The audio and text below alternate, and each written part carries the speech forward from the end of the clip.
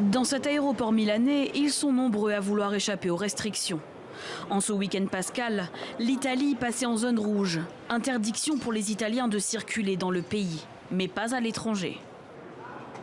Je trouve absurde que l'on puisse voyager en Europe, mais pas en Italie. Avec toutes les précautions que nous avons prises, les tests que nous avons effectués et les autorisations que l'on nous a demandées. C'est très étrange. Nous allons à Fuerteventura. Pourtant, en Espagne aussi, le week-end pascal est loin d'être habituel.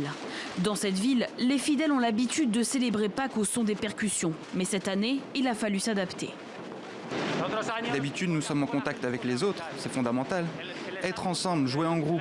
Mais cette année, nous devons garder nos distances. C'est triste. En Allemagne, la chancelière Angela Merkel, qui a finalement renoncé à confiner le pays, a invité ses concitoyens à éviter les rassemblements.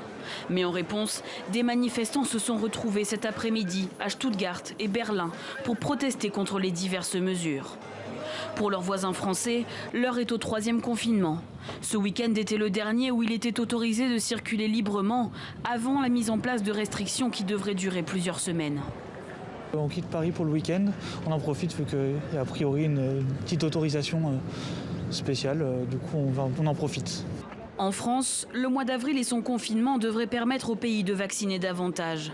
De grands centres de vaccination ont d'ores et déjà été mis en place pour espérer amorcer un retour à la normale avant l'été.